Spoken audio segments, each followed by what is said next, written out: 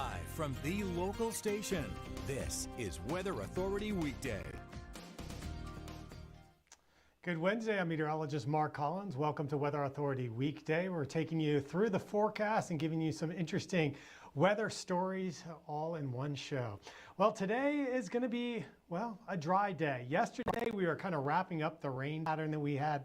There were fewer storms on Tuesday. In fact, we had just a few showers tracking through, and today is going to be bone dry. So really going forward, we're talking about temperatures, and it's not just your status quo. We're getting back into the real heat. Temperatures will be working their way from the 70s into the upper 80s today. No big deal today. You know, it's not going to be a super scorcher, but it will be warm. And then over the days to come, we'll see building heat climbing back into the mid 80s right through your weekend.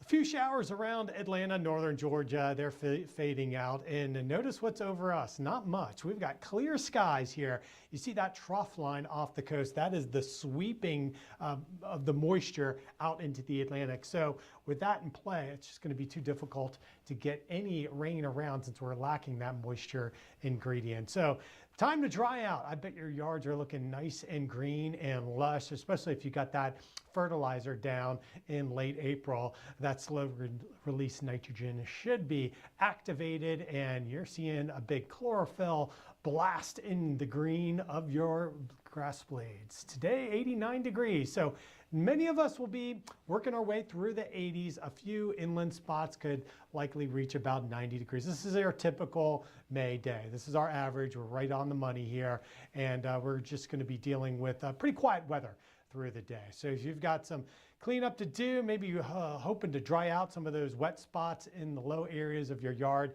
the power of the sun will certainly do that. We won't have much wind to dry us out, but you know, things are going to be pretty quiet here with that light wind pattern, and those numbers will eventually climb into the upper 80s for several hours, starting around 2:30 to 3, and they'll stay there through at least 4 o'clock. And we're going to look for very weak sea breezes, so not much inland cool down, as we'll see places getting close to 90 degrees. Now let's show you where the heat is, and notice how places like up into Wyoming, Nebraska, they're going to be about as warm as us. So those 80s punching all the way up into the Canadian border. But your eyes are drawn to triple digits in Texas. We are not going to see 100-degree heat here, but we will see a bit of a warm up into the mid-90s as we head into Thursday afternoon, Friday, Saturday, and Sunday. So this is the map showing tomorrow.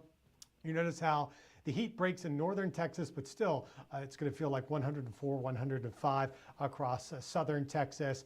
And those 80s will continue to work all the way up into the high plains. Even places like Chicago are going to be in the 90s. So they're going to be struggling with the lack of air conditioning in some homes and the onset of what will feel like summer very early in the year. And there's also some wildfires that have been taking place across the high plains, and this is not a favorable setup since a lot of the rain is going to be moving towards the Ohio Valley and kind of bypassing those areas, and it will certainly bypass us. So we're looking at the heat here in the lower to mid 90s right on through the weekend into next week. I'm not seeing any real breakdown in the heat going forward. So we had a real pause in the hot feel that we've had.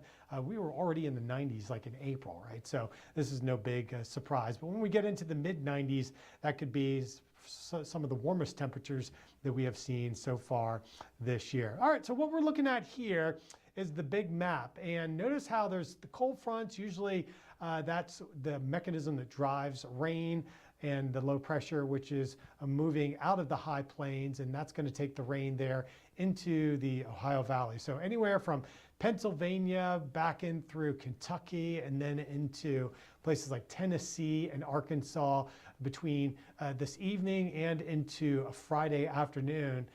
That's where the rain will stay, well to our north, and we're going to be watching for high pressure just to kind of settle in and keep us pretty relatively cloud-free and dry. Now that front tries to drop southward, and there's just no push to get it in here. So we're going back into a zonal jet stream pattern, and that's going to leave that front basically stationary across Tennessee. So notice how rain starts to regenerate over Arkansas back through Mississippi and even into western Georgia this weekend. But both Saturday and Sunday, the rain is still not here. You can see how our winds, those faint little streamlines in the Gulf of Mexico, are pointed from the Gulf back towards us. That's a southwesterly flow.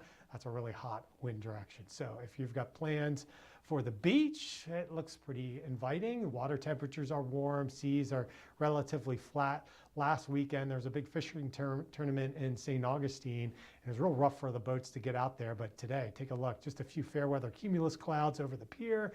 We've got some pretty calm, glassy conditions for the board riders, and there's actually been a waist-high swell the past couple of days at the beach for surfers to ride. But that swell is going to be fading, and it's going to be one of those days where you need to bring those flip-flops, because that sidewalk, the boardwalk, is really hot when we get to this time of year, and the sand can be sizzling as well. So looking ahead, what's missing? The rain. Yeah, like I said, we're just not seeing the rain. We're going to boost those temperatures, though, for you as we head into Thursday, Friday. Look for those numbers to work their way through the 90s. We are looking at mid-90-degree heat for Saturday, Sunday, Monday into Tuesday.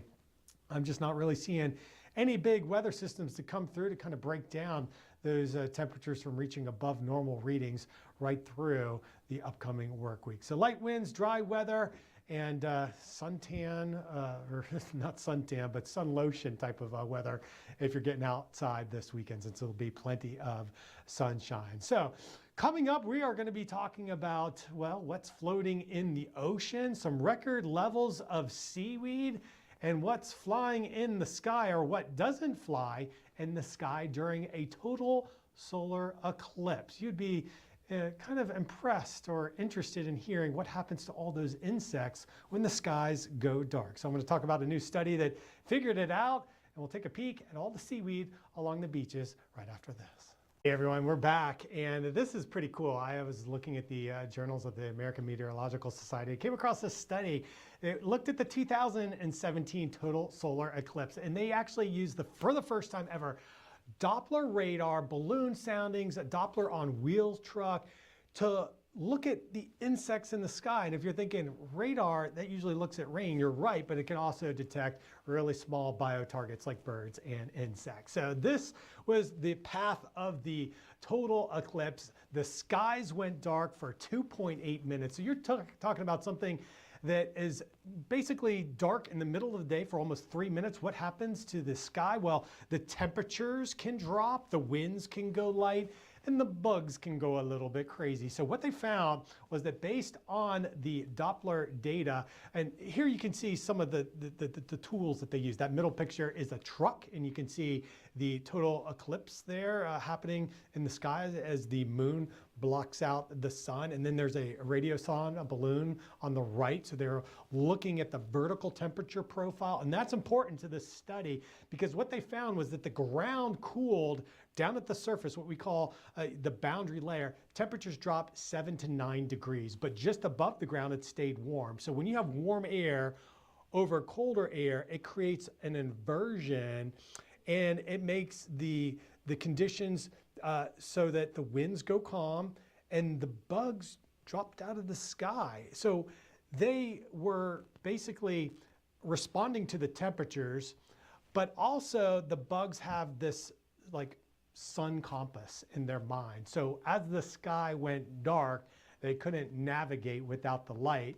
So this shows what happened to the bugs. They descended down to the ground, and the Doppler here looks at the velocity of the bugs. In the first picture on the left, that red line shows that bugs are moving from the top right, which is the northeast quadrant, to the southwest, and the reds are the volume of biomass in the sky, the amount of bugs in the sky. So it's showing the movement and how many bugs.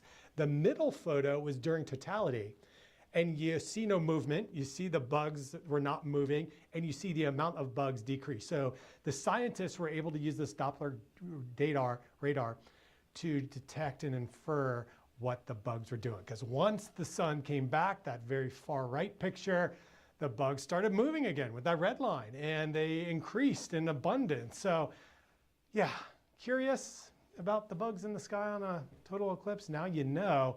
Maybe you don't need as much bug spray if you're going out to watch a total eclipse. But if you're going out to the beach, you might see a little bit more seaweed showing up. This is sargassum seaweed. You've probably seen it. Maybe you didn't know what it was called. Sargassum is a brown microalgae that floats out in the Atlantic. It can sometimes wash ashore, as it usually does every single summer. It's very beneficial. It helps to trap sand, build up sea dunes. Also, there's a lot of life in there. So birds like piping plovers and seabirds will pick through and find crustaceans and small little fish that use that as refuge. But what's remarkable this year is there is more sargassum seaweed in the ocean than ever detected in any other year. How much more? 40% more than the June peak, which was in 2022. The University of South Florida does some research, they do some monitoring, and that showed that in the Caribbean Sea, the Eastern Caribbean Sea, and in the Western Atlantic, you see those two boxes there, overall that is higher than any other April on record by 200%. There's a lot of seaweed floating out there, and usually it moves westward towards the Western Caribbean and eventually shows up in the Gulf of Mexico, gets wrapped around the loop current back into the Florida Straits and out into the Gulf Stream, and never winds up on our beaches. But it can wash up across some of the beaches in the Keys. South Florida is usually where we see some beaching events there. But really the worst spots are where you would expect to see it, in the Leeward Islands, in the Yucatan, and that's where we're seeing those heavy concentrations.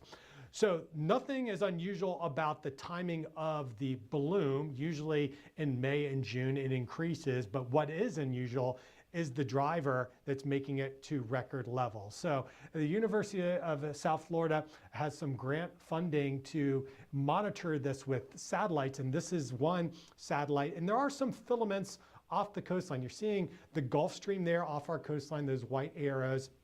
And there are a few small filaments there, but nothing showing up around the state of Florida right now. This was taken yesterday.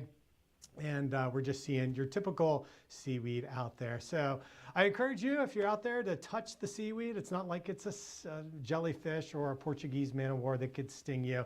And if you're swimming out there, always pick up a clump, because you never know what's going to fall out. I'm always doing it. There's little filefish or shrimp, crustaceans.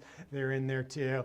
And if you're out there on the beach, you know, sometimes when it accumulates into 1 or 2 foot piles, like what you see down in the Caribbean, that can lead to a pungent odor and can irritate the skin, because sometimes there are some toxins which break down. But usually that is never the case here in Florida, because it's always so thin. So we'll be on the watch for that. We'll see how, you know, as we head into June, what the next update will be. They usually update in May for April, and then once we get to June, they're going to update the monthly totals for May. So yeah, it's going to be a beach weekend, so water temperatures are warm, and go out there and play with some seaweed. All right, I'm meteorologist Mark Collins. We'll see you later on News for Jax. See why every day more people are choosing News4 Jax, Northeast Florida and South Georgia's #1 source for local news.